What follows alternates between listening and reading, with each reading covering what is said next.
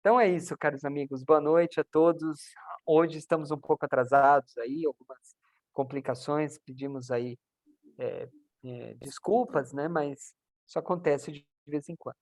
Vamos então agradecer por estarmos todos aqui reunidos. Agradecer a espiritualidade também, né, por estar conosco, com a paciência aí também. Está vendo que nós estamos atrasados aqui. Mas estamos felizes de estarmos juntos. E o Mestre Jesus com certeza está conosco, pois ele falou que sempre que tiver mais de uma pessoa falando em seu nome, ele estaria junto. E eu tenho certeza que de alguma forma ele está conosco, porque ele jamais, né, quebraria sua promessa. Obrigado, Jesus. Obrigado, amigos queridos, por estar conosco nesse momento. Que possamos ter uma boa aula. E vamos convidar o Leandro para terminar a nossa oração de abertura. O Leandro não, o Sérgio. O Sérgio. Sérgio. Se bem que o Leandro voltou, né? Mas ainda está sem microfone, né, Leandro? Está sem microfone. Tá sem microfone. Vamos lá, então. Vai fazer o Sérgio, tá, Leandro? Vamos lá. Querido Deus, querido Jesus, vamos iniciar nossa aula de hoje para mais aprendizado, um aprendizado que nos leva cada vez mais no caminho que Jesus nos ensinou para chegar junto ao Pai. Que nesse caminho consigamos cada vez mais aplicar suas lições, que são fazer o bem a todos, sem distinção, praticar a indulgência com os defeitos de todos e praticar sempre, mas sempre o perdão. Que esse perdão sempre seja a partir do nosso coração, que seja sempre sincero, puro, e que isso faça cada vez mais caminharmos no caminho da felicidade e todos aqueles que estão ao nosso lado para um mundo melhor. Que assim seja, graças a Deus e graças a Jesus. Graças a Deus, graças a Jesus. Que seja, graças a Deus e a Jesus. Fernanda, tá aí? Então, vamos compartilhar aqui a...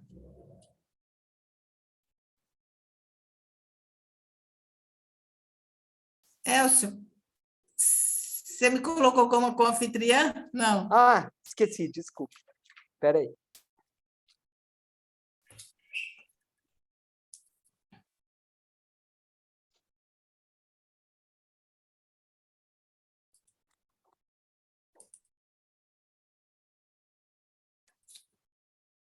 Cadê?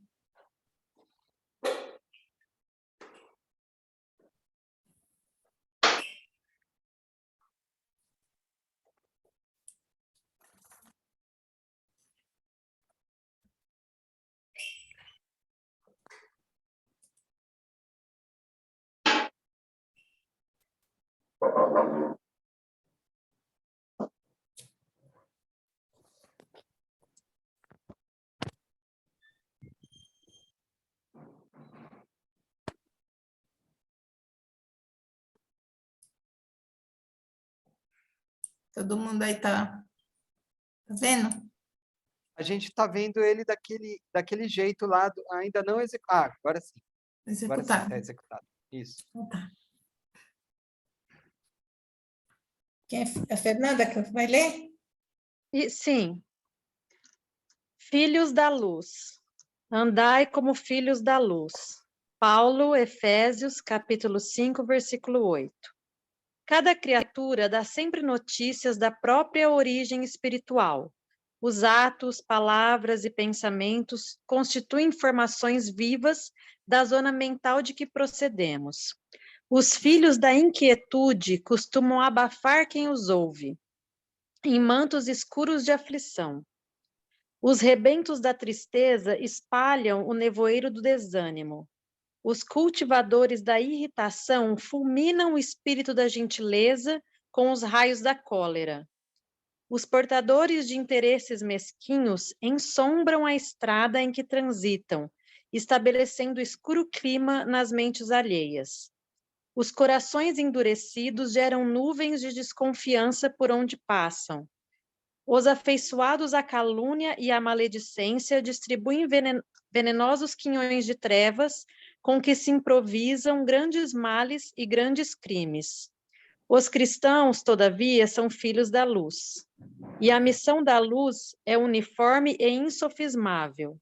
Beneficia a todos sem distinção. Não formula exigências para dar. Afasta sombras sem alarde. Espalha alegria e revelação crescentes. Semeia renovadas esperanças.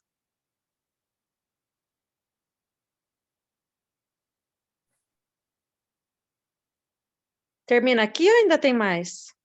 Esclarece, acho que não apareceu aí, né? Esclarece, ensina, Não. ampara, irradia-se. Não aparece para mim, só aparece semeia renovadas esperanças. Tá. Então, o finalzinho é assim, esclarece, ensina, ampara, irradia-se. É que eu coloquei tudo numa página só, ficou muito pequeno. Ficou apertadinho. Certo. Bom, meu entendimento é de que cada um emana, né, o que tem dentro de si. Os que são angustiados, entristecidos, endurecidos, irradiam isso também ao redor deles, né? Aqueles que gostam de caluniar, de maldizer, também é isso que eles emanam, distribuem aos outros. Mas os cristãos, eles são filhos da luz, e essa luz tem que ser uniforme. Então, é uma atitude que tem que ser sempre sempre feita, né? Aqueles que estão buscando, né, esse cristianismo, né, tem que emanar isso, né, essa energia, né? Então eu entendi que é isso aí que está dizendo, né? Se você quer ser um verdadeiro cristão, você tem que emanar essa energia de luz, de caridade, de gentileza, né, para com os outros. Entendi isso. Que isso irradia em volta de você, né? Em todo o ambiente que você frequenta. Acho que tá bom, né, Luci? Acho que sim. Então, vamos... Aí não atrapalha a sua aula, né? já está meio atrasada já, né? Então vamos lá. Então, assim, dando sequência no céu e inferno, né? Hoje a gente vai falar no capítulo 7 e o capítulo 8, né? O capítulo 7 é espíritos endurecidos e o capítulo 8 são espíritos terrestres, ou expiações terrestres. Eu escrevi ali errado.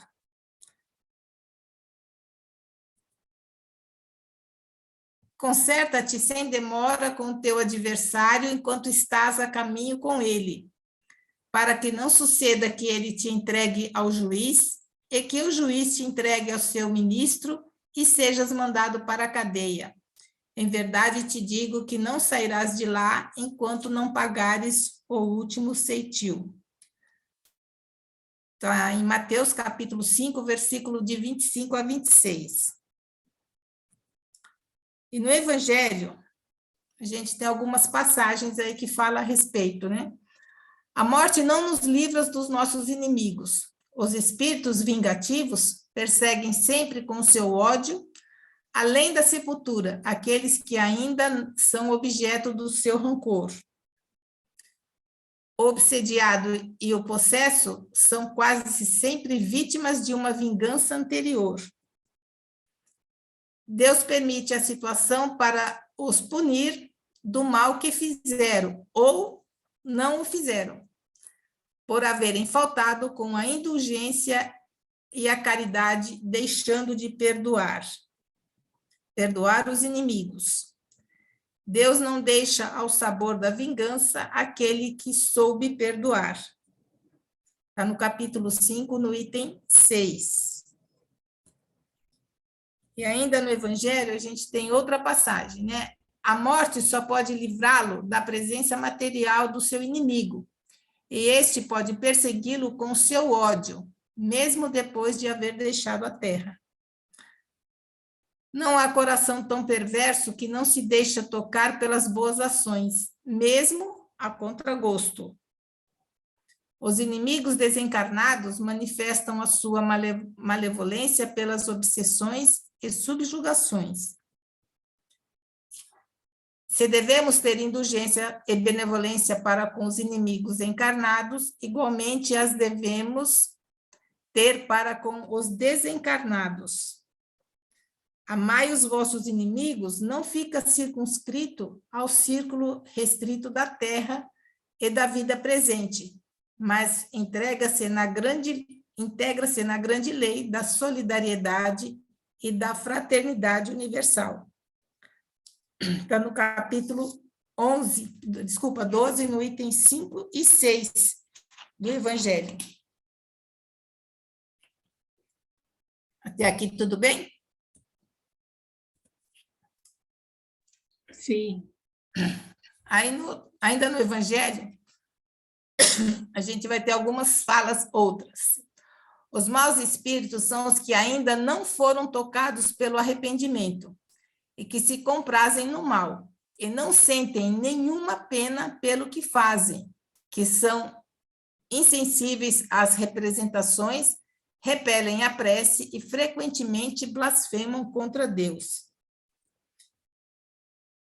São essas almas endurecidas que, após a morte, se vingam dos homens pelo sofrimento que suportaram e perseguem com o seu ódio aqueles a quem detestaram durante a vida, seja obsediando-os, seja perturbando-os com alguma falsa influência. Está no capítulo 27, no item 75, que é aquela parte das preces. Entre os espíritos perversos, há duas categorias bem distintas: as que são francamente maus e os hipócritas. Os maus são infinitamente mais fáceis de serem conduzidos ao bem do que os hipócritas, porque são, na maioria das vezes, de natureza estúpida e grosseira, como podemos ver entre os homens, e como estes fazem o mal mais por instinto do que por cálculo, e não pretendem passar para melhores do que são. Vocês estão me ouvindo bem? Sim, estamos. Sim, estamos. A internet aqui acho que está meio ruim também. Anela, Isso que a Lucy está falando é isso mesmo, que os hipócritas, eles se acham superior, né? Então é mais difícil, porque o orgulho é mais forte neles. É pior você mudar alguém que está no orgulho do que alguém que está na maldade. Certo? porque às vezes eles vão mais pelo instinto, né? Então, tanto que há neles um germe latente que é necessário fazer germinar, o que se consegue quase sempre com perseverança, firmeza, benevolência, através de conselhos, das argumentações e da prece. Tanto que quando em sessões mediúnicas, quando aparecem esses espíritos, né, maus, eles voltam, mas sempre com aquela, já que a gente vai percebendo que eles já começam a ter uma mudança, porque muitos, eles cometem mesmo a maldade por ignorância, por não conhecer alguma religião, por não ter sido educado adequadamente nessa parte religiosa. Então, eles acabam cometendo um mal porque foi, digamos assim, foi o que eles aprenderam. Então, vai mais pelo instinto do que por algo premeditado. Aqui, ó, nas comunicações mediúnicas, a dificuldade que sentem para pronunciar o nome de Deus revela um temor instintivo e uma recriminação da consciência que os acusa de indignidade. Muitos, eles falam realmente que eles são indignos de serem aceitos por Jesus, da espiritualidade poder ajudá-los, porque eles acham que não são merecedores desse auxílio. Os que assim se apresentam estão no limiar da conversão, e tudo podemos esperar deles, basta encontrar-lhes o ponto favorável do coração. Também está no capítulo 27. Os espíritos hipócritas são quase sempre muito inteligentes e não têm no coração nenhuma fibra sensível, nada os toca. Fingem todos os bons sentimentos para ganhar a confiança e ficam felizes quando encontram tolos que os aceitam como espíritos bons, pois então pode dirigi-los à vontade. O nome de Deus, longe de lhes inspirar o menor temor, serve-lhes de máscara para as suas torpezas. E muitas vezes eles até,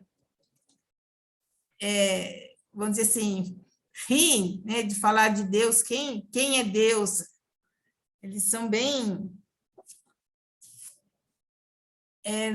no mundo invisível, como no mundo visível, os hipócritas são os seres mais perigosos, porque agem na sombra e deles não se desconfia.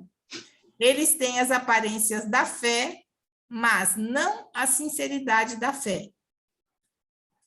Então, quem conhece algum hipócrita sabe que é exatamente isso que acontece, né?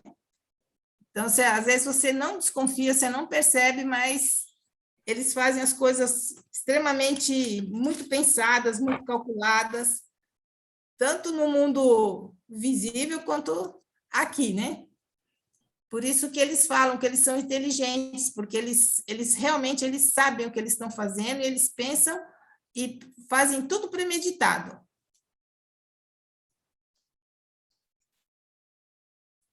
Também está no capítulo 27, botei um ali a mais. Aí no livro dos médiuns, tem uma fala bastante interessante, que é: o espiritismo revela outras categorias bem mais perigosas de falsos cristos e falsos profetas, que se encontram não entre os homens, mas entre os desencarnados. Há dos espíritos enganadores, hipócritas, orgulhosos e pseudo-sábios, que passam da terra para a erraticidade e tomam nomes venerados para, sobre a máscara de que se cobrem, facilitarem a aceitação dos mais singulares e absurdos ideais. Quer comentar alguma coisa, Elcio? Quero sim, rapidinho. Na reunião mediúnica, eu tinha um rapaz que trabalhava comigo, ele era advogado, e ele atraía muito irmão pseudo-sábio. Eu não sei se é por causa do trabalho dele, que ele era... que eu falei que ele era juiz. Falei advogado, né? Ele era juiz. E você conhece ele, Luci? O juiz? Não, né? Não. Não. Pelo Tá. menos... Tá. Então, ele trabalhava com a gente na reunião mediúnica. E ele trazia sempre esses irmãos pseudo-sábios. Eu acho que é porque, como ele tinha muito conhecimento e ele lidava muito com essa questão de julgamento, né, desses espíritos encarnados que querem ludibriar, então ele trazia junto esses irmãos sempre.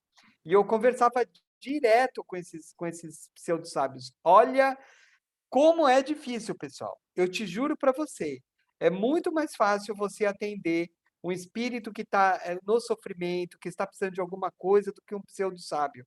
Porque o pseudo-sábio, ele não admite que ele está precisando de alguma coisa, ele quer te enganar. Ele chega lá vindo com os papos para ti, ele quer te levar para um caminho que você nem tem noção de onde é. Ele vem com umas coisas que não existem, na verdade, para te levar, né? Vem querendo te ludibriar, vem falando umas coisas que não existem, na verdade. É super difícil. E você quer levar ele para um caminho e ele quer te levar para outro. É difícil. Então, assim, você quer tirar ele desse endurecimento, mas ele não quer sair. Ele quer te levar. Olha só como é difícil numa reunião mediúnica, né? Você receber. E é o que a Lucy tem falado, que é muito difícil você tirar ele dessas condições. Por quê? Porque ele se considera o dono da razão, que ele sabe mais do que qualquer pessoa, você não consegue tirar isso da cabeça dele, e pior, ele quer te convencer ainda que ele está certo. E ele fala coisas horrendas contra Jesus, que existe outro ser, que Jesus, não, na verdade, não é o governador. Ele vem com esses papos, assim, umas coisas mirabolantes, sabe? E é e são espíritos inteligentíssimos e extremamente perigosos, que nem fala aqui, ó, bem mais perigoso do que os falsos cristos. São espíritos que realmente você precisa, mesmo com tudo que a gente aprende na doutrina, só na prática é que a gente aprende a lidar com esses Lidar com irmãos essas aí. pessoas. Você já chegou a receber algum pseudo-sábio na reunião Não, mediúnica? não. Não? Mas espíritos maus a gente já vi alguns. Inclusive, a Maus, doutrinação deles não é fácil, é difícil, mas assim, é bem menos difícil do que desses hipócritas, esses pseudo-sábios, porque eles exato. se consideram os donos da verdade. Ele Exato. acha que ele sabe tudo, que alguns se consideram até acima de Deus. Isso mesmo, perfeito, isso mesmo. Os maus, eu nunca tive tanta dificuldade, porque o mal você já sabe que ele é. Você já sabe que ele é mau, ele já chega esbravejando. Eu não quero o cordeiro, que cordeiro nada, e tira essa... Você já sabe qual é a linha de pensamento dele. Agora, o pseudo-sábio não, o pseudo-sábio ele é esperto, ele ludibria, ele te engana, ele te leva, é perigosíssimo, né? É muito E é difícil. onde muitos médiuns acabam caindo. Por Exato. conta da vaidade, deles acham que, não, porque eu vou te levar, você vai ganhar isso, você vai escrever livro, você vai fazer, você vai acontecer. Então, muitos médiuns acabam indo, né, por esse caminho por conta da vaidade. Deixa eu perguntar uma coisa para vocês. Isso daí tudo vocês estão falando na reunião mediúnica, né? Mas fora da reunião também tem muito pseudo-sábio aí fazendo engodo por aí, né? Encarnado. É o que a Lucy está falando. É o que a Lucy está falando, que engana muito o médium. Se o médium não tem conhecimento, olha só que coisa importante que a Lucy está falando. Né? Se o médium não tem conhecimento, ele é fascinado por isso. Ele cai nesses papos. Certo, Lucy? Cai na fascinação mesmo. Exatamente, porque ele vai levando o médium a um misticismo. Não tem misticismo? Muito médium que começa a viajar.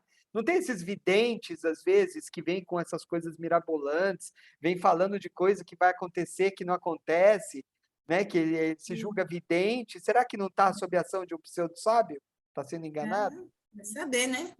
E mesmo fora desse ambiente mediúnico, né? Será que nas coisas da vida, na política, no dia a dia, a gente não tem muito espírito pseudo-sábio aí incentivando a fazer um monte de coisa errada, e todo mundo acreditando, achando aquilo lindo, né? Tem muita coisa aí, assim, no trabalho da gente, no dia a dia mesmo, né? Acho que a gente encontra muita gente intuída por esses pseudo-sábios por aí. E eu acho que alguns até encarnados, não tem, não? Porque o encarnado, ele acaba abrindo vamos dizer assim, abrindo a brecha, né? Por conta da sintonia, por conta da vibração. Então, realmente eles acabam induzindo, não é só médios não, viu, gente? É qualquer pessoa. Qualquer pessoa que esteja na mesma vibração que eles começam a dar as orientações, vamos dizer assim, e as pessoas, porque eles dão, vamos dizer assim, as orientações igual os nossos benfeitores fazem, né? Então, você tem aquela intuição de fazer alguma coisa, então, dependendo da vibração da pessoa, ela pode tanto fazer as coisas boas como fazer as coisas ruins. E quando eles veem que a pessoa, que eles conseguem vão assim, dominando a mente da pessoa, eles vão e conseguem fazer muita coisa. Então, não é só em reunião mediúnica que a gente vê, não. Muitas pessoas que estão encarnadas aqui ao nosso lado podem estar sendo obsediados por esses pseudo-sábios, por esses espíritos hipócritas. Mas o que a Kátia está falando, assim, ainda é outra coisa também. Ela falou sobre encarnado. Existem pseudo-sábios encarnados? Também. Você não vê líder de seita? Líder de seitas, né? Você não viu? Lá quem tem aí HBO Max tem uma série lá, né? Sobre o líder da seita Nexius. Eu esqueci o nome dele lá, né? Então, o cara é um pseudo-sábio. Você vê, você percebe que ele se acha o dono da verdade, sabe tudo, de tudo. Ele é o bambambam, né? Aquele cara lá é um pseudo-sábio encarnado, certeza, né? Então, a gente tem que tomar cuidado. São os lobos em perna de cordeiro, aí os falsos cristos, né? E os falsos profetas. Profetas, com certeza. Podemos continuar? Tudo bem, Kátia? Deu para esclarecer? Sim, deu sim, obrigada. Então, retomando a fonte dos males terrenos, reconhece-se que muitos são a consequência natural do caráter e da conduta daqueles que o sofrem. Quando os homens caem por sua própria culpa, tanto são vítimas da sua imprudência, de seu orgulho e de sua ambição, quanto as pessoas arruinadas por falta de ordem, de perseverança, por mau comportamento ou por não terem limitado os seus desejos. Está no Evangelho, no capítulo 4, no capítulo 5, no item 4. Então, lá, os espíritos endurecidos. O nome é Lapomerie, se não me engano, isso está na Sociedade Espírita de Paris, e o contato, o espírito se manifestou espontaneamente, reconhecendo-se como um grande criminoso, atingido pela justiça humana. A morte é terror, aspiração ou castigo, conforme a fraqueza ou força daqueles que a temem, afrontam ou imploram. Mas é também para todos amarga irrição.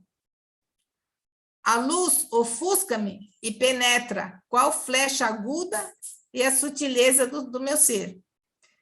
Castigaram-me com as trevas do cárcere e acreditavam castigar-me ainda com as trevas do túmulo.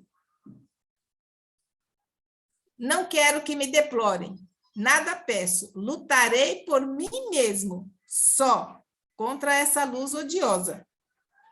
Ao orgulho. Tadinha, ela está aqui morrendo de medo. O aprendizado, o que a gente vê nessa fala aí, né? Isso que a gente deu uma resumida. Ele reconheceu o próprio cinismo da sua linguagem, mostrando na situação desse infeliz uma nova face do castigo. Sabe que está morto, mas não se lastima. Repele qualquer assistência e afronta as leis divinas e humanas.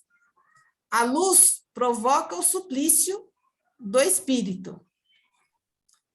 Demonstra seu orgulho quando diz que lutará por si mesmo. E o espírito endurecido, pois ainda não se arrependeu. Dá bastante carinho. O desequilíbrio entre o intelectual, o progresso intelectual e o moral. É aquilo que a gente já... Alguém está com o microfone aberto. Eu vou fechar. Fátima, né? Talvez. Eu acho já fechei. que sim. Tá, fechei. E a gente fala desse desequilíbrio, que nem todos que têm um progresso intelectual muito bom, o moral às vezes, é bem abaixo. E o inverso também é verdadeiro, né? Que às vezes o progresso moral é bastante grande, mas o progresso intelectual é menor. O orgulho de não dar o braço a torcer leva muitos de nós, encarnados ou desencarnados, a prolongar quase infinitamente nossas dores e percalços. Tivéssemos mais humildade, ou melhor, se nos dispuséssemos a cultivar a humildade e nos reconhecêssemos egoístas e intransigentes, já seria um passo à frente. Mas ainda precisamos ser vencidos pelo sofrimento para que capitulemos para reconhecer na justiça divina e nos abandonar a ela. A cegueira, o desprezo alheio, o sentimento egoísta são empecilhos ao progresso do espírito. Esse espírito é um bom exemplo que ainda precisamos aprender. Ele não é ainda hoje uma figura rara. Quem falou foi Lameni. A luz expõe a verdadeira face do espírito, não sendo possível a ele ocultar nem pensamentos nem intenções. Todos o percebem como ela é realmente, ele realmente é, sem a possibilidade de esconder-se desse exame inexorável. É o verdadeiro castigo, é que o espírito tenha consciência plena disso e nada pode fazer, até que humilhe, se arrependa, se clame por misericórdia, tanto da divindade quanto de suas vítimas. Então, essa luz que ele está vendo ali é a consciência dele que já está, essa falha de Erasto. Completa a diferença entre a justiça divina, entre a justiça humana, que é falha. Contempla, né? Medindo o crime pelo próprio crime, necessitando sempre de aperfeiçoamento, referindo nosso caráter evolutivo atual. A justiça divina, que é igual para todos, é aplicada na conformidade com a falta cometida e leva em conta a conduta pregressa do sujeito faltoso e as circunstâncias às quais se proferiu a falta. É aquela história que a gente sempre fala do atenuante e do agravante, né? Só que esse espírito, ele não aceitava nem a justiça divina, né? E a humana também, para ele, já estava tudo certo. O conceito de inferno geralmente engloba coisas ruins. Entre essas coisas ruins, existem as que são mais ou menos ruins para cada indivíduo particularmente. Utilizando o exemplo do castigo da luz, poderia ser um castigo infernal, que no caso para ele era, porque ele não suportava, né? Cada um de nós, estando encarnados ou não, atrai para junto de si aquilo que lhe habita a alma. Vive do que está cheio o seu coração. Por isso a luz ou as trevas são castigo ou não, de conformidade com o nosso inferno particular. E aqui quem falou foi Jean Renaud.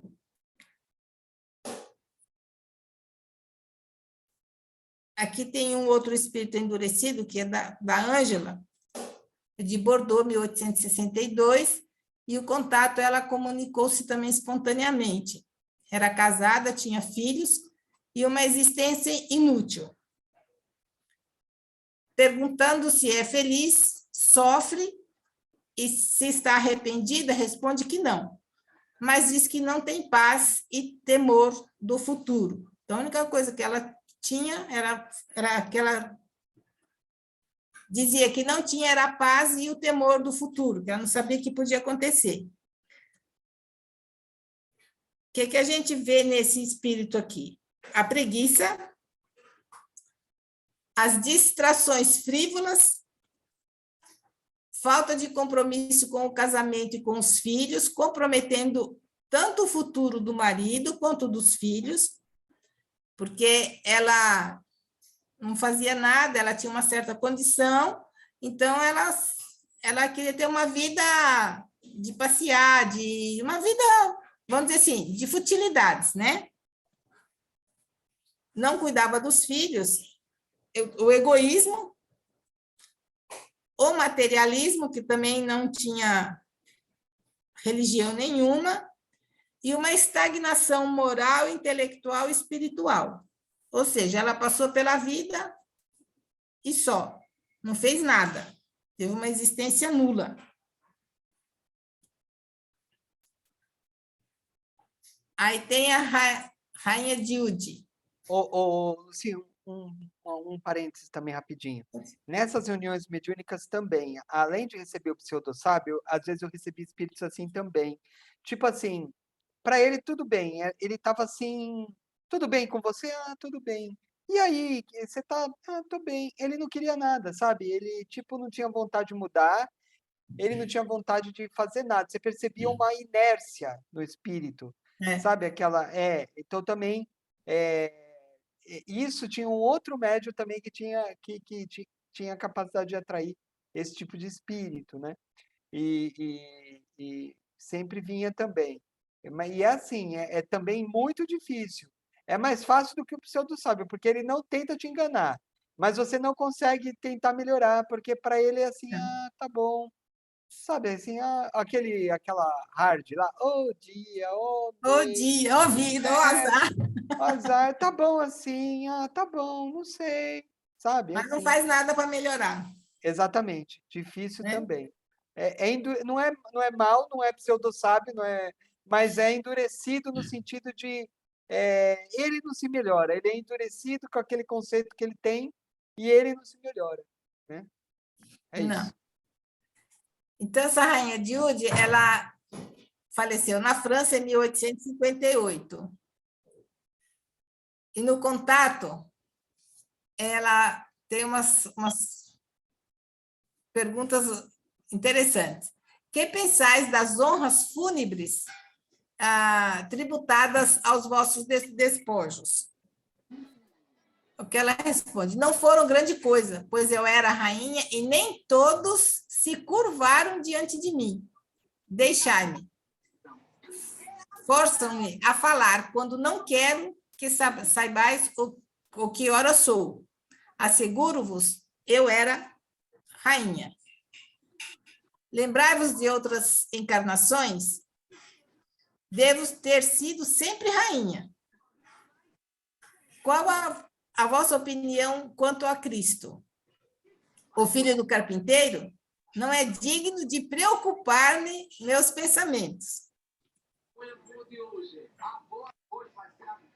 Ao aprendizado, ao egoísmo, à vaidade, o preconceito, porque ela era de origem, acho que indiana, e ela também era muçulmana. Então, ela tinha todo um... Ela sempre queria ser servida. Ela não queria servir a ninguém. Então, sempre ela era a rainha e o resto era o resto. Então, assim, o preconceito contra as pessoas, contra as raças, porque ela fala na história que se ela tivesse sido enterrada na Índia, talvez para ela fosse a terra fosse menos pesada, vamos dizer assim. A ilusão, né, de ser sempre rainha e o sofrimento que ela tem pela própria impotência. Aí, na revista Espírita, eu peguei uma história bem interessante, que, na verdade, ele não é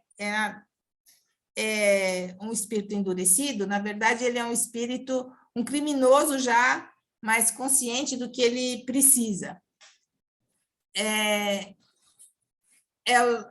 Liminé, ele foi condenado à pena pelo último júri de Asni e executado em 31 de dezembro de 1857. Quando ele foi evocado em janeiro de 1858. Que sentimento experimenta em vossa presença? De vergonha. Como é um jovem, mansa, um cordeiro, tu serves de intermediário a ser sanguinário como tu, por conta da médium com que ele falou, né? Deus o permite. Imediatamente após a sua execução, tiveste consciência da sua nova existência? Eu estava mergulhado numa perturbação imensa, da qual ainda não saí. Senti uma grande dor, parece que meu coração a sentiu. Vi qualquer coisa rolar ao meu pé cadafalso. Vi o sangue correr e minha dor tornou-se mais pungente. Era uma dor puramente física, semelhante à causada por uma ferida grave, como, por exemplo, uma amputação de um membro? Não. Imagina um remorso, uma grande dor moral. A dor física causada pelo suplício foi sentida pelo corpo ou pelo espírito? A dor moral estava em meu espírito. O corpo sentiu a dor física, mas separado. O espírito ainda a ressentia. E aí a gente fez uma comparação aqui com o que o Lamennais falou. Ele foi um homem degradado, maculado por todos os crimes. A linguagem do além-túmulo, ele tinha um sentimento que denotava uma certa evolução e uma apreciação bastante exata da sua situação. Ele vivia no seio de uma sociedade civilizada e esclarecida. E havia absorvido, né, malgrado seu, alguns raios de luz que o cercavam, e essa luz nele fez nascerem pensamentos abafados pela sua abjeção, mas o germe subsistiu. Já a rainha de Yude, a hierarquia deveria ter desenvolvido o senso moral, mas não sofreram as ideias... A hierarquia deveria ter desenvolvido o senso moral. Não sofreram as ideias terrestres nenhuma modificação. Então, do jeito que estava, ficou. Então, assim, ela sempre achava que ela estava acima de todos. O meio em que viveu, os hábitos, a ausência absoluta de cultura intelectual, tudo deve ter contribuído para manter em toda sua pungência as ideias de que estava imbuída desde a infância. Nada veio modificar essa natureza primitiva, sobre a qual os preconceitos conservavam todo o seu império. A diferença, né? Ele era um criminoso e ela uma rainha. Ele era, apesar de tudo que ele sofreu, ele tinha a humildade de reconhecer os seus erros, falava em Deus e aceitava ajuda. Ela, de jeito nenhum. Para ela, era ela e só. Lucy, tá cheio aqui o chat, hein? Tem um monte de coisa. Vamos lá, rapidinho. Vamos lá. Rapidinho, ó. A Ana Souza perguntou, se eles não queriam nada, por que se manifestavam espontaneamente? Está falando, provavelmente, daqueles irmãos, né, que estavam ali, mas não queriam nada. Na verdade, eles são trazidos. Então, o que acontece? Numa reunião mediúnica, os espíritos superiores levam os espíritos lá para conversar conosco. Por que que levam? Porque, provavelmente, eles estavam obsediando alguém. Então, eles tiram de algum trabalho e levam lá para cima, na salinha, que é reservada para a gente conversar com eles. Para poder ajudar. Isso, então é a espiritualidade que leva, mas só por isso não, para o nosso aprendizado também, né? E aí tem várias situações, tem várias situações. Então, eles são levados, tá? Para que a gente tente conversar com eles, né? E aprenda também, né? Então, é isso. Então, não é que ele foi espontaneamente. Alguém levou. Numa reunião mediúnica, os espíritos levam, tá bom? Eles levam. Eles não estão ali caindo assim. Até no livro Céu e Inferno, até no livro Céu e Inferno, o Kardec fala alguma coisa a respeito desses espíritos que são evocados, né? Ou para o próprio aprendizado. Isso. Esses espíritos... Nossa, né? Fazer estudo realmente para ver como que eles se portam e tudo. Não ache que quando Kardec chamava, o espírito aparecia lá assim. Não, tinha alguém olhando, viu? Tudo é supervisionado. Sim, o espírito não chega assim do nada. São Luís, principalmente, estava ali. Exatamente. São Luís, no mínimo, estava ali junto com Kardec, né? Que é o mentor ali, né? Do Kardec. Então, nada é assim por acaso, tá? Eles não recebem autorização assim, vai chegando na reunião, aparece, não, tem que ter autorização para falar. Tá bom? Outra pergunta aqui. Entendeu, Ana? Tudo bem? Vamos lá. Aí a Kátia falou, mas existem existências inúteis? Isso é para você, do que você estava falando, Luci. Na verdade, não existe existência inútil. A pessoa é que faz ficar, né, Luci? Porque são essas pessoas que não fazem absolutamente nada. Elas não crescem e a bem da verdade, elas acabam atrapalhando as pessoas, o crescimento, a evolução das pessoas que estão ao lado delas. Que no caso daquele espírito da Ângela, né? Então, assim, a gente lê a história, ela realmente não fez nada de útil na vida. Nem o casamento, Kátia... ela soube, vamos dizer assim, levar esse casamento bem, porque quem cuidava dos filhos era a empregada, o marido era infeliz porque ela vivia saindo com as amigas. Então, assim, é esse tipo de pessoa que foge das situações que aparecem e, no fundo, é uma pessoa infeliz e ela acaba deixando as outras pessoas ao seu redor infeliz. Porque, assim, ela principalmente, ela não cumpriu com a obrigação de mãe. Sim. Já era... Oi? Aí eu entendo assim, aí tudo bem, né? Ela atrasou a evolução dela, né? Isso! Sim, mas assim, dessa situação toda, eu acho que, será que a espiritualidade não tira alguma coisa de proveito? Por exemplo, para esse marido que sofreu isso, não perdoa, né? Não existem vítimas, né? Aprendi com vocês que não existem vítimas, todo mundo passa pelo que tem que passar, né? Assim... eu acho, Kátia, desculpa, essas pessoas acabam dando uma contribuição para a evolução e existência de quem está em volta, mesmo atrapalhando, é um fato para você aprender a ter paciência, para você aprender a ver o outro com amor, mesmo que seja desse jeito. Alguma utilidade disso tudo sempre que tira, não é verdade? Eu acho que tira para os outros, mas ele considera existência inútil para o próprio espírito. O espírito não acrescenta, entendeu? Mas realmente, porque está em volta, acaba aprendendo, mas para ele em si, não. Né? Para ele em si, não. Digamos que ela fizesse sais com as amigas e tal, que o marido fosse infeliz, mas que ela cuidasse dos filhos, cuidasse bem, desse educação, Não, mas nem isso ela fez. Né? Então, assim, de repente, esses filhos vieram, esse casamento veio, não fala na história, né? Uma dedução, para poder fazer com que ela voltasse para um caminho para ela poder evoluir. Não foi o que aconteceu. Por isso que ele considera o espírito inútil. Tá? Mas para os outros, provavelmente, né? Ela deve ter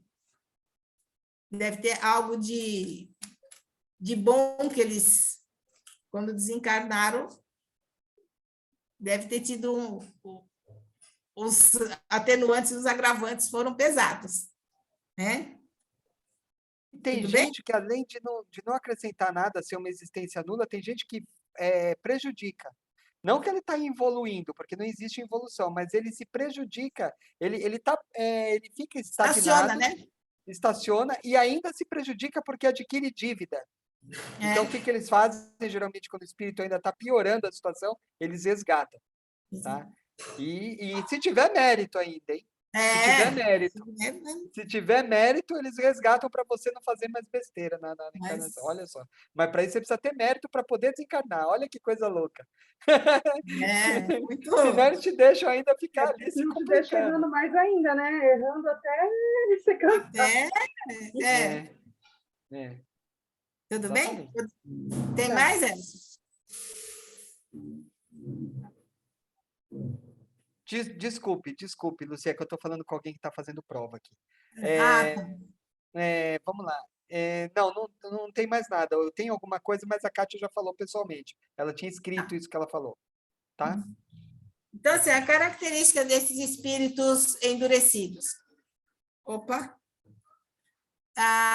São extremamente resistentes ao diálogo, preferindo o silêncio ou a ironia.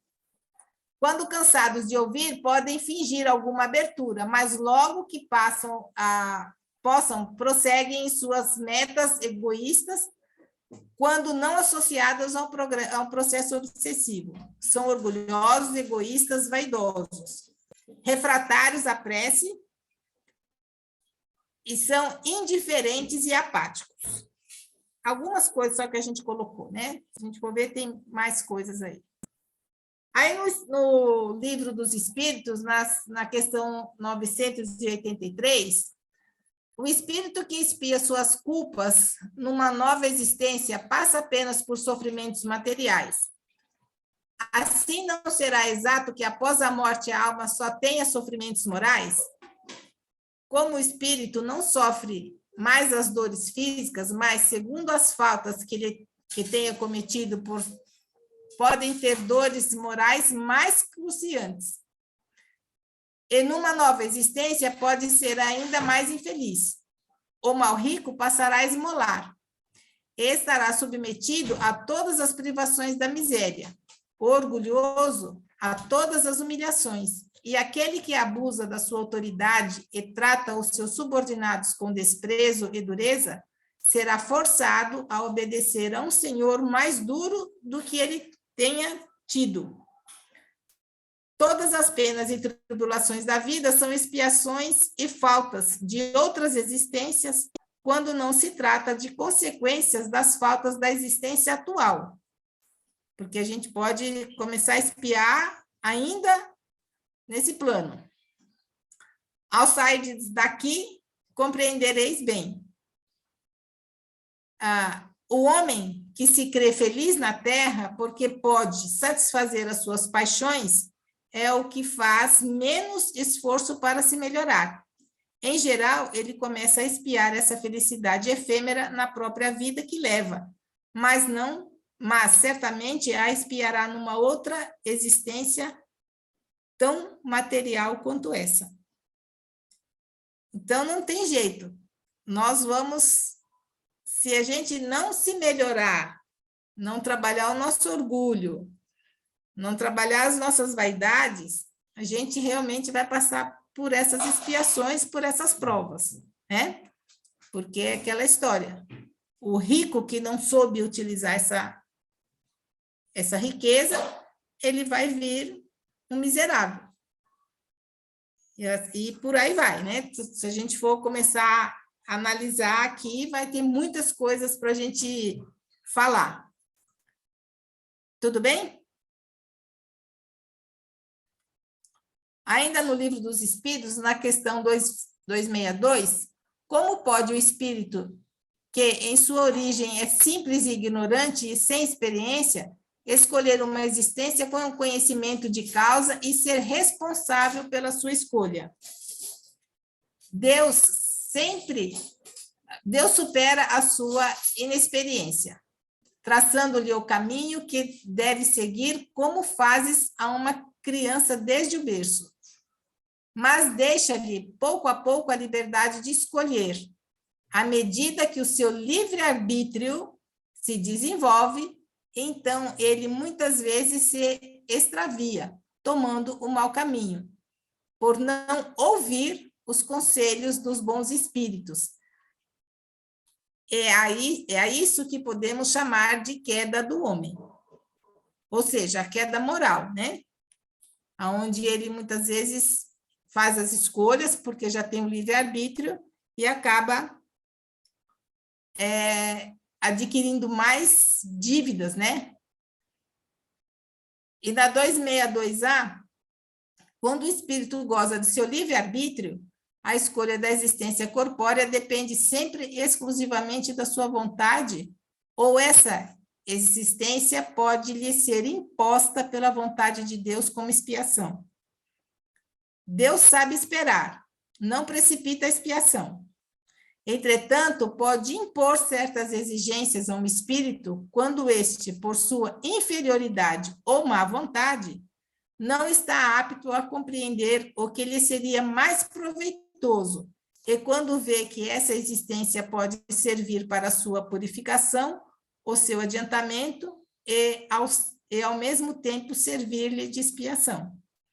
Então, Deus é bastante, vamos dizer assim, bondoso conosco, misericordioso, que até nas nossas expiações, ele nos dá uma assistência espiritual muito boa. É que nós, muitas vezes, não atendemos às nossas intuições, não atendemos à orientação dos nossos benfeitores e acabamos usando o nosso livre-arbítrio, né? Em situações que, às vezes, faz com que a gente tenha essa queda moral.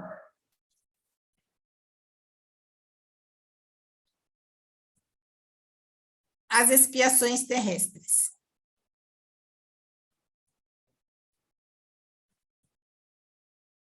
Perfil dos comunicantes. Espíritos com grandes débitos do passado, já expiaram parte em outras vidas, estão na última fase de sua expiação, sofrem com resignação, compreendem as causas dos sofrimentos e veem a possibilidade de terminar, de resgatar as suas faltas passadas. Aí a gente tem o caso do Marcelo, menino de número 4, né? O contato também foi na Sociedade de Paris, ele tinha entre 8 e 10 anos, descendente de uma família judia, internado em um hospital inteiramente contorcido devido a deformidades inatas. Muito magro, o corpo em chagas, sofrimento atrozes. Era conhecido pelo número 4. Estava internado há 8 anos e abandonado pela família. Tinha uma inteligência notável, além da candura, da paciência e a resignação. Doutor, tem a bondade de me dar ainda uma vez aquelas pílulas ultimamente receitadas? Já lhe ministrei, e maior quantidade pode fazer-lhe mal. É que sofro tanto que dificilmente posso orar a Deus para que me dê forças, pois não quero incomodar os outros enfermos que aí estão. Ao desencarnar, seus últimos pensamentos foram para Deus e para o caridoso médico. Bom, esse menino, o médico ficou com muita piedade dele, né? Então, quando ele tinha tempo, ele ia lá e lia para ele, conversava, e ele percebia que ele tinha uma inteligência extremamente aguçada. Até ele pedia para ler determinadas coisas que o médico ficava assim, bastante impressionado pelo entendimento que ele tinha. Então, ele sofria, não reclamava, estava sempre conversando na medida do possível, porque ele não conseguia fazer absolutamente nada, nem para comer direito ele conseguia. Então, ele estava sempre dependente de alguém. E a família também não deixou lá abandonado, né? Aí a gente tem aqui, Cisgol.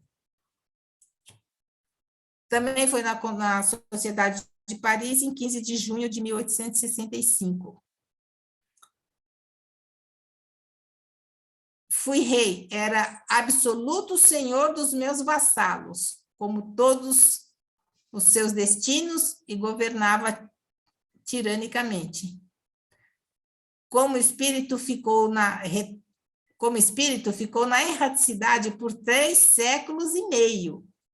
Compreendeu a razão da reencarnação, obteve a força de preces, de resignação e de pesares, a permissão de suportar materialmente os mesmos sofrimentos que infringiu. Nasceu em uma família pobre de origem judia. Ficou órfão, viveu sozinho, sem amor, sem afeição, trabalhando e mendigando, fazendo caridade para os pobres e as viúvas. Esse Zimmel, ele ainda pediu para nascer numa família judaica, que era para ele ter ser um pouco mais humilhado, porque em muitas cidades, muitos países, os judeus eles eram humilhados. Então, era mais uma maneira dele, vamos dizer assim, passar por essa expiação. E o Antônio B. também foi na Sociedade de Paris, em agosto de 1861, a pedido de parentes. Ele era um escritor estimadíssimo que exercera com distinção e integridade cargos públicos na Lombardia em 1850, teve um ataque cataléptico e foi enterrado vivo. 15 dias depois, determinou a exumação a pedido da família, que tratava-se de um medalhão esquecido no caixão, qual não foi o espanto quando, ao abrirem o caixão, notaram que o corpo havia mudado de posição, voltando-se de bruços. Eu aceitaria tal epílogo previamente, antes de encarnar. Numa existência anterior, eu enterrara viva uma mulher. Então, vamos dizer assim, aí foi a lei de Talião, né? Dente por dente, olho por olho. Ele fez... Vai, desculpa, fala. Não, ele fez o ato, né? Enterrou uma mulher viva e ele acabou, através de um ataque, vamos dizer assim, cardíaco, né? Entre aspas, que acharam que já tinha morrido, e enterraram ele vivo.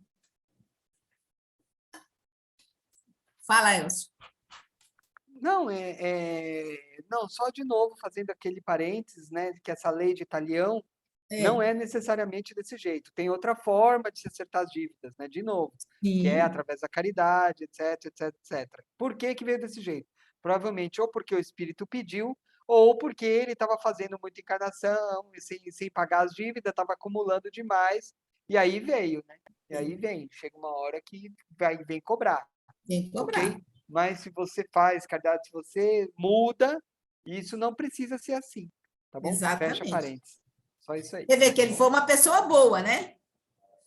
Ele foi uma pessoa boa, que ele era uma pessoa benquista, que ele era um excelente funcionário, um excelente escritor, todo mundo gostava dele, mas em vidas passadas não foi esse a conduta dele, né? Aí tem o caso do Charles de Sene. E também foi um contato na Sociedade de Paris. Só que essa evocação, esse menino ainda estava encarnado.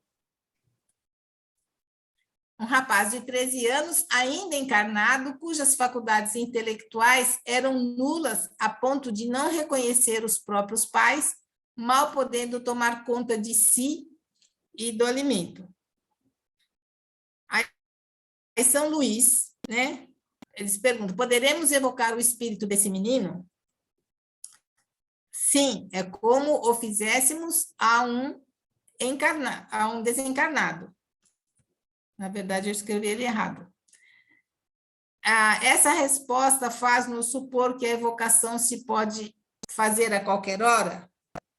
Sim, visto como presa ao corpo por laços materiais e que não espirituais, sua alma pode desligar-se a qualquer hora. No diálogo, o espírito informa que se sente como um pássaro preso e que espia os erros do passado. Diz que não pediu tal sofrimento, mas considera justo diante das suas faltas do passado. Era um jovem libertino no reinado de Henrique III. Diz que sente, ouve e vê tudo, mas o seu corpo não pode fazer nada. Você imagina o sofrimento, né? Aí Kardec reforça que o Espiritismo sobre a justiça divina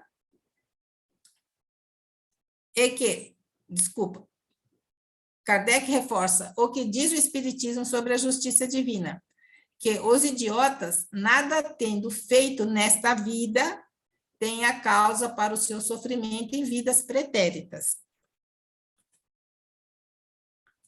Aí a gente vai ver lá no livro dos médiuns, na evocação de pessoas vivas, podemos evocar o espírito de uma pessoa viva? Sim, desde que se pode evocar o espírito de um encarnado. O espírito de um vivo pode também, nos seus momentos de liberdade, manifestar-se sem ser evocado. Isso depende da simpatia que tiver pelas pessoas em causa. Ou seja, dependendo da afinidade desses espíritos, né? A pessoa viva pode realmente ter contato com um outro encarnado. Como se acha o corpo da pessoa cujo espírito é evocado? Dorme ou cochila, é quando o espírito está livre. Isso está na segunda parte do livro dos médiuns, no capítulo 25, a questão 284, lá que eles falam bastante sobre a evocação. Mas a gente pegou só essa partezinha aí para elucidar mais alguns casos. Aí no livro dos espíritos,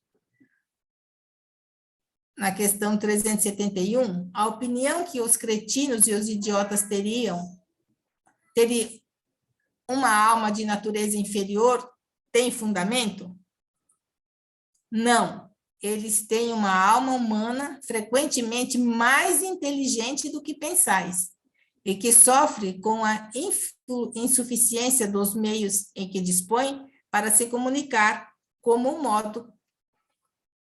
modo sofre para não poder falar. O mudo sofre para não poder falar. São espíritos presos, tá, pessoal, no corpo físico, por alguma razão. Por quê? Sei lá, às vezes se suicidou em várias encarnações passadas, ele vem sem ter condições, vem com atraso mental, né, com algum problema assim, para que ele não faça esse ato, tá? Esse é um exemplo. Mas tem outras situações, tá? Ele vem cerceado da sua capacidade total, né, Luci? Ou uma pessoa que foi muito inteligente, com muito conhecimento, que usou isso de uma forma equivocada, foi egoísta, muito egoísta, não quis passar isso para ninguém. Então, tem várias situações aí. Perfeito. Qual é o objetivo da providência ao criar esses desgraçados como os cretinos e os idiotas? São os espíritos em punição que vivem em corpos de idiotas. Esses espíritos sofrem com o constrangimento a que estão sujeitos e pela impossibilidade de manifestar-se através dos órgãos não desenvolvidos ou defeituosos. Então, vamos dizer assim, para o espírito evoluir, né? Não só o espírito, mas quem está ali ao lado, né? A família, os amigos. Seriam essas expiações que a gente tem por aí. Segundo Kardec, a superioridade moral não está sempre na razão da superioridade intelectual. E os maiores gênios podem ter muito a expiar. Daí resulta frequentemente para eles uma existência inferior às que já tenham vivido, que é uma causa de sofrimento. Os entraves que o espírito prova em suas manifestações são para ele como as cadeias que constrangem os movimentos de um homem vigoroso. Pode-se dizer que os cretinos e os idiotas são estrupiados do cérebro, como o coxo é das pernas e o cego dos olhos. Então, acho que aí já dá para explicar bem, né? Sim, ó, essa palavra desgraçado, cretino, idiota é meio pesado, né? Mas é a forma como foi colocado lá no livro, né? Não sei se foi a tradução, né? Mas talvez termos da época que não se usa mais, né? Eu acho A que gente mais termos evolui. da época, né? Mais termos da época a gente evolui, né? Então a gente há de considerar que a sociedade evolui, né? Essa é uma prova que a sociedade evolui. Porque Sim, hoje a gente acha essas palavras bem fortes, né? bem fortes, né? Bem... Agora, outra coisa também que é interessante falar aqui por exemplo, o espírito, né? Ele pode, por exemplo, um espírito muito inteligente, ele pode vir realmente numa encarnação super complicada, cerceado de tudo. Por quê? Porque ele desenvolveu muito a parte intelectual, mas a moral nada, né? Aí ele vem cerceado de tudo, né? E ele não. Para quê? Para que ele, por exemplo, possa cultivar a humildade. E como cultivar a humildade? Porque ele vai ser cuidado. Você concorda que é uma posição de humildade? Não é humildade, talvez subalterna, né? Você depender dos outros, né? Então, o espírito, às vezes, tem muito conhecimento, se desenvolveu muito intelectualmente. O cara é um pintor, escultor, sei lá, uma aberração em termos de inteligência. Mas moral, não. Aí ele vem desse jeito, né? Para que ele desenvolva um pouco a sua humildade. E como isso desenvolve? Ele tendo que depender dos outros, né? Para fazer tudo. Isso desenvolve a humildade desse espírito, né? Sem contar que é uma expiação também. Sim, Por aí vai. é por Certo? aí que ele vai aprender, né? Aquela história, ou aprende no amor ou aprende na dor, né? Isso aí. No estado errante, antes da nova existência corpórea, o espírito tem consciência e previsão do que lhe vai acontecer durante a vida? Ele mesmo escolhe o gênero de provas que deseja sofrer. Nisto consiste o seu livre-arbítrio. O espírito, nas provas que deve sofrer para chegar à perfeição, terá de experimentar todos os gêneros de tentações, deverá passar por todas as circunstâncias que passavam provocar-lhe o orgulho, o ciúme, a avareza, a sensualidade, etc. Certamente não, pois sabeis que há os que tomam desde o princípio um caminho que os afasta de muitas provas. Mas aquele que se deixa levar pelo mau caminho corre todos os perigos do mesmo. Um espírito pode pedir a riqueza e esta lhe ser dada. Então, segundo o seu caráter, poderá tornar-se avarento ou pródigo, egoísta ou generoso, ou ainda entregar-se a todos os prazeres da sensualidade. Mas isso não quer dizer que ele devia cair forçosamente em todas essas tendências. Então, vai depender do nosso livre arbítrio, né? Não tem das nossas escolhas. Aí, na 264, o que orienta o espírito na escolha das provas?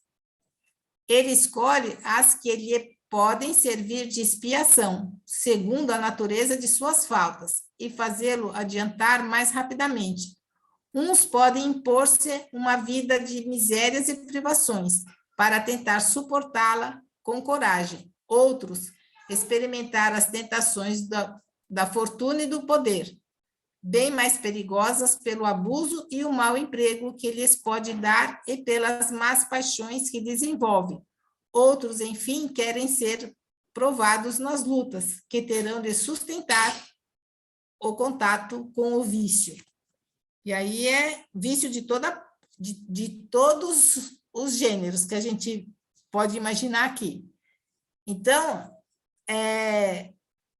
a gente tem uma noção do que vai passar, do que nos espera a reencarnação, porque a maioria das vezes nós somos auxiliados nessas escolhas, né? Então, nós temos a nossa responsabilidade de cumprir adequadamente ou não. Como nós somos espíritos imperfeitos, provavelmente a gente vai ter algum deslize. Mas é aquela história que a gente sempre fala, vai depender, esse deslize vai depender da nossa intenção. Por que a gente deslizou, por que a gente cometeu aquele equívoco? Agora, quando a gente abre realmente a guarda e se entrega às vicissitudes da vida, aí a coisa fica mais difícil, né? Mas as escolhas podem servir de provas ou de expiação, vai depender das nossas falhas. Quais são os nossos débitos dessa vida e de vidas pretéritas, né?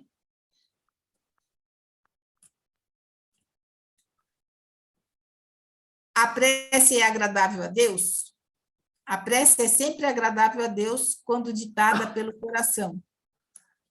Porque a intenção é tudo para Ele. A prece do coração é preferida à que podes ler, por mais bela que seja. Se a leres mais com os lábios do que com o pensamento. A prece é agradável a Deus quando é proferida com fé, com fervor e sinceridade.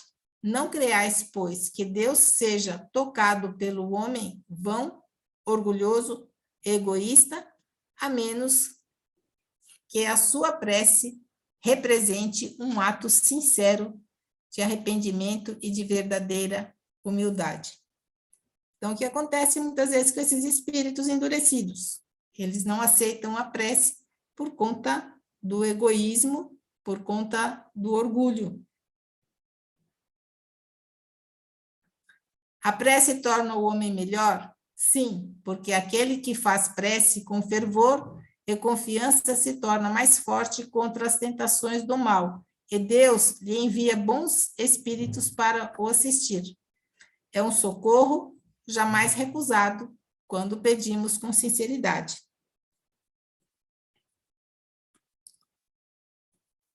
É útil orar pelos mortos?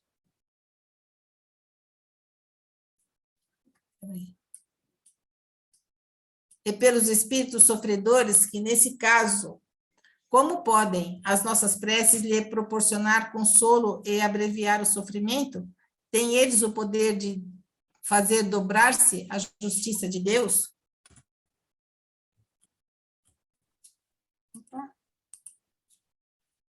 A prece não pode ter efeito de mudar os desígnios de Deus, mas a alma pela qual se ora experimenta alívio, porque é um testemunho de interesse que ele dá, e porque o infeliz é sempre consolado, quando encontra almas caridosas que compartilham as suas dores. De outro lado, pela prece provoca-se o arrependimento, desperta-se o desejo de fazer o necessário para se tornar feliz. É nesse sentido que se pode abreviar a sua pena se ao seu lado ele contribui com a sua boa vontade. Esse desejo de melhora, excitado pela prece, atrai para o espírito sofredor os espíritos melhores que vêm esclarecê-lo, consolá-lo e dar-lhe esperanças. Jesus orava pelas ovelhas transviadas. Com isso, vos mostrava que sereis culpado se nada fizerdes pelos que mais necessitam. Então, orar é sempre muito bem-vindo para todos os espíritos necessitados, tanto que nas sessões mediúnicas a gente faz muito isso, né? Orar por eles. E muitos já sentem um certo alívio. porque isso realmente vai amenizando o sofrimento, e ao passo que eles vão compreendendo o que acontece com a oração, eles começam a pedir para orar por eles, ou ensiná-los a orar. Então, Às isso é vezes muito... a gente ora junto com eles na sessão, né? A É, gente fala, vamos orar? Você gostaria de orar? Vamos orar junto? Eles topam, pode. Vamos sim, aí a gente ora junto com eles, né? e isso realmente eles agradecem, se sentem aliviados. E é quando eles são socorridos. Por isso que a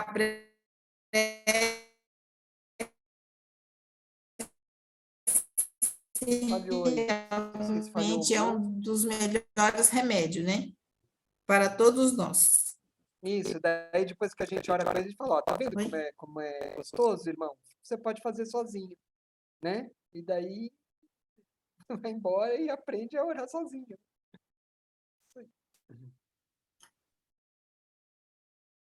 Eles aprendem. Na questão Ô, 9, ô Luci, falta muito ainda? 994, o Falta muito ainda? homem perverso que durante a vida falta... Não, o homem perverso, sim, sempre as reconhece e então sofre mais porque sente todo o mal que praticou ou do que qual foi a causa voluntária. Entretanto, o arrependimento nem sempre é imediato. Há espíritos que se obstinam no mau caminho apenas dos sofrimentos. Mais cedo ou tarde reconhecerão haver tomado uma senda falsa e o arrependimento se manifestará. É para os esclarecer que os bons espíritos trabalham e que vos mesmo podeis trabalhar. Então, assim, não é só a espiritualidade que trabalha, a gente também aqui, a gente também pode trabalhar orando por eles, né? Acabou. Agora, Faltava pouco. Não, eu tinha te perguntado, 20, porque se faltasse muito, a gente podia deixar para a próxima aula, mas como já acabou... não, já terminamos. Então, Vinde a mim todos que estáis cansados e oprimidos, e eu vos aliviarei. Tomai sobre vós o meu jugo, e aprenderei de mim, que sou manso e humilde de coração, e encontrareis descanso para as vossas almas, porque meu jugo é suave e o meu fardo é leve. Está em Mateus capítulo 11, versículo 28 a 30. Perguntas? Tem perguntas aí no chat? Não. deixa eu ver, peraí. Eu acho que não tem, não. Não tem mais nenhum. Vocês não Então, têm mais nenhuma dúvida com relação a essas coisas que a gente está falando? Não? então, vou interromper aqui, tá? Então, hoje tínhamos, então, a Marta, né, para fazer as vibrações. Mateus para fazer a prece final. Mas a Marta não está. Mateus está, mas já fez na última. É. Então, nós precisamos de duas Dúvidas, pessoas. pessoal? Não. Acho que Eu tenho uma dúvida, mas não é sobre o que foi falado na aula, é sobre o que eu vi aquela rainha e ela tinha tatuagem. Eu queria saber o que a espiritualidade fala sobre a tatuagem, se é errado ou não. A gente escuta falar um monte de absurdo por aí, né? Que tem umas pessoas que dizem que vai para o Vale dos Tatuados. Isso aí não existe. Isso, eu vi Não, também, né? Você já ouviu falar disso? Nada a ver isso aí, já. Vale dos já. Tatuados. Então, olha, eu acho assim.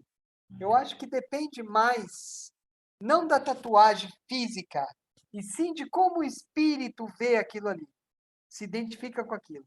Então, por exemplo, o quanto que aquela tatuagem representa para ele em alguma coisa que tem lá dentro dele. Então, por exemplo, se aquela tatuagem toda que tá de coisa de mal, de faca ou coisas assim, ele tem aquilo dentro dele, de faca, de violência, isso sim. Mas o problema não está na tatuagem em si, e sim no que está dentro dele. E que Está no ele faz. sentimento, né? A tatuagem é a consequência. O problema é que está dentro do espírito, né? Agora, se ele tem aquela tatuagem e é uma coisa que não influencia muito ele, né? Que se um dia ele não tiver mais, aquilo não influencia muito o espírito, não tem perigo, tá? Não tem perigo não tem problema. O problema é o quanto que aquele simbolismo daquela tatuagem está dentro do espírito. E o que tem de ruim Que naquilo representa. dentro do espírito. Representa, entendeu? Ô, Então, Elza, não tem problema nenhum você ter um cachorrinho lá, né? Um cachorrinho, né? Não é isso, né? eu Entendeu? já ouvi falar Entendi. eu ouvi falar, né? Não sei se tem fundamento, que a tatuagem a gente vai mutilando o perispírito. Não tem nada a ver isso, porque você está fazendo essa alteração no seu corpo físico, né? É de Não fora para atinge o dentro. perispírito? Não atinge, Então, aí é que tá, depende. Aí é que tá. A tatuagem em si não, porque ela é física. O problema é como que o espírito encara aquilo espiritualmente. O que vai traumatizar o espírito é sempre como que o espírito encara as coisas, e não uma coisa física em si. Se ela colocou ali um cachorrinho e aquilo ela acha bonitinho, o cachorrinho, aquilo não muda nada, não mudou nada. Não vai traumatizar perispírito nenhum. Entendeu? Agora, se ela coloca ali, né, um monte de caveira e um monte de faca, de coisas violentas e coisas negativas, e aquilo está dentro do espírito mesmo, pode ser que ele transfira isso para o perispírito, né?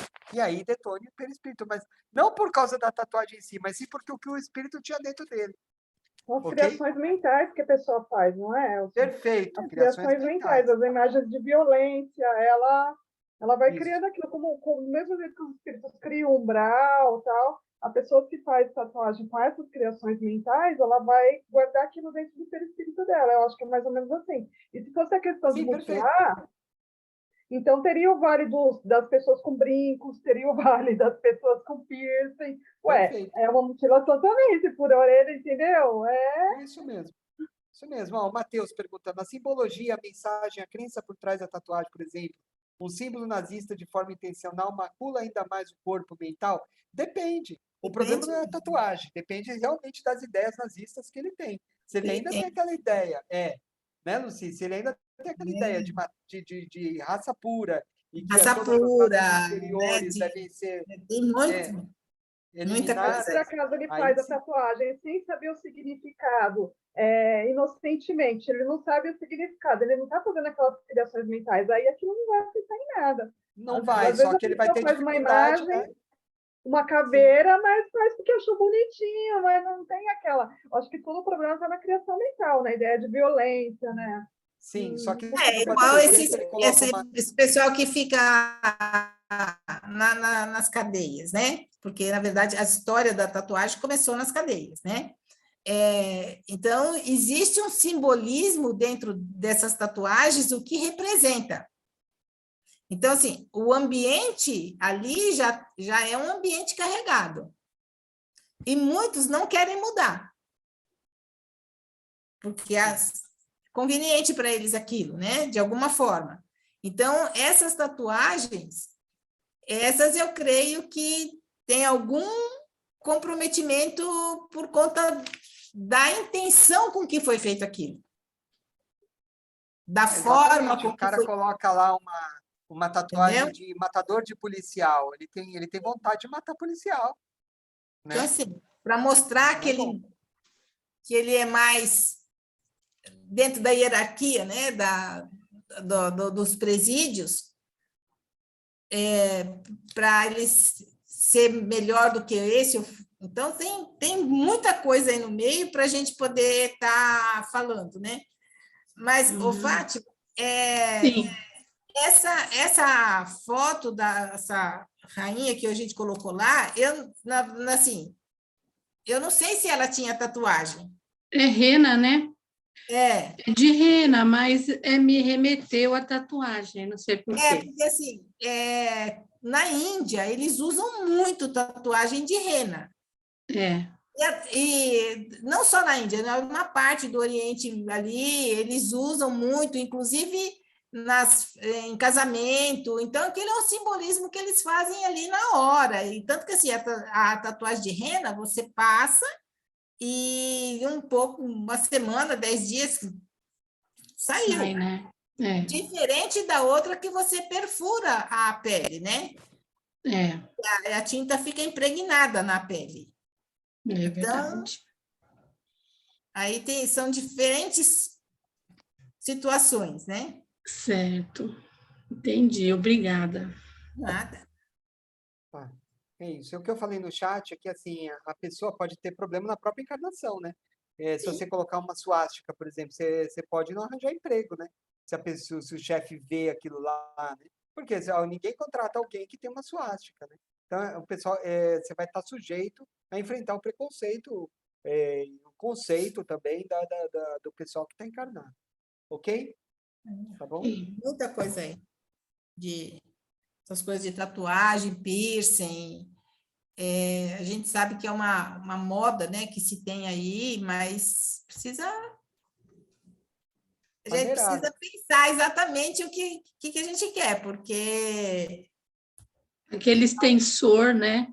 De orelha. então tem várias situações. Então, tem pessoas que têm o rosto completamente desfigurado por conta de tatuagem. É, Então, isso já acaba sendo um vício, né? Vamos dizer assim. é, Porque a pessoa está toda tatuada. Então, ela já perdeu até a fisionomia real dela, qual que é, né? é verdade. Mas podemos encerrar, gente? Tem mais alguém para falar? Alguma dúvida?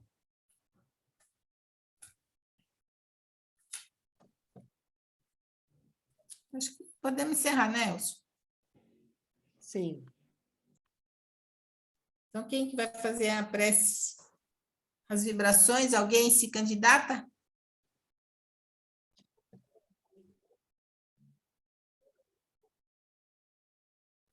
Então, vai no sorteio? Então vai no livre, espontânea pressão? É. Vamos lá. Vamos ver alguém que faz tempo que eu não vejo aqui. A Ana, talvez? Ana Souza? Faz tempo que você não fala? Quando que você falou a última vez? Sei lá, acho que foi no comecinho do segundo semestre. Olha, então tá precisando falar, né? Você prefere Tá bom. fazer a vibração ou a prece de encerramento? Qualquer uma, tudo bem. Você faz as vibrações, então? Pode ser. Alguém poderia fazer a prece de encerramento? Talvez Eliane? Tudo bem, Eliane?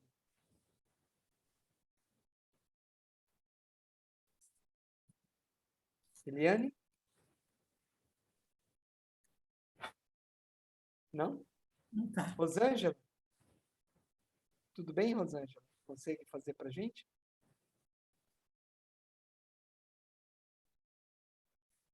Rosângela? Também não. Thaís?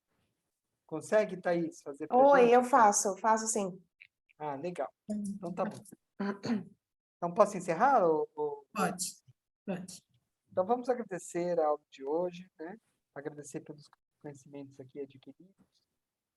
Nesse momento de paz e de agradecidos que estamos, vamos convidando a Ana para fazer as vibrações da noite e a Thaís para encerrar a nossa aula com oração final.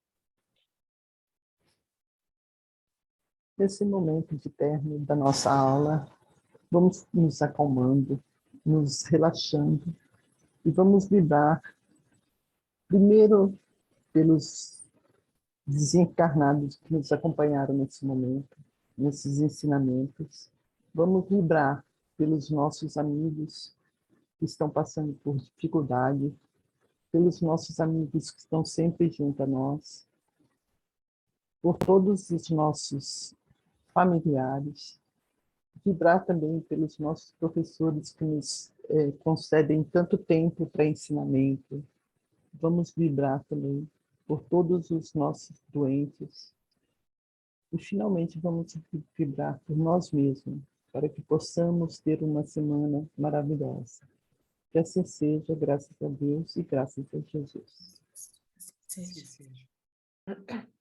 E no final dessa aula de hoje, tão abençoada, vamos agradecer por mais essa oportunidade que nós tivemos, por esse ano que está acabando, semana que vem é a nossa última aula, que nós possamos internalizar todos os conhecimentos que foram nos passados, tanto nessa aula como no ano todo, e que nós possamos estar renovados para o ano que vem, e agradecer mais uma vez aos nossos professores por todos os ensinamentos, aos nossos benfeitores pela ajuda em todas as aulas, e a Jesus.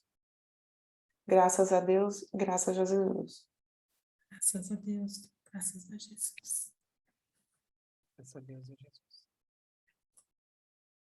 Até a semana que vem. Tchau, Como é que... meninas, como é que meninos. Até semana que vem. Como é que ficou o negócio lá, então? Ficou já resolvido, né, o negócio da... Vai ter, a semana que vem vai ter a nossa...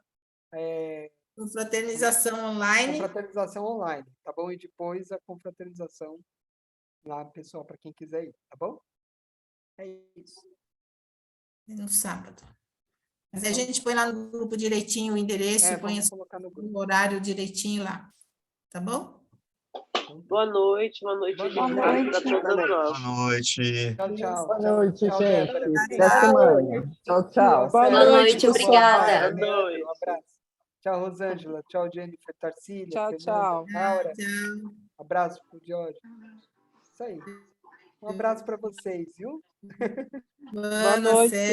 Tchau, gente. Boa noite. Boa noite. Boa noite, Silvana. Boa noite. Tchau, tchau. Tchau. Tchau, tchau, Silvana.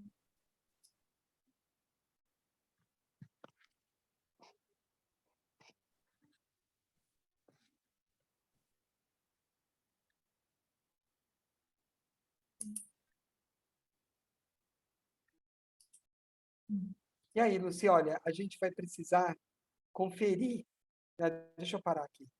Encerrar a gravação.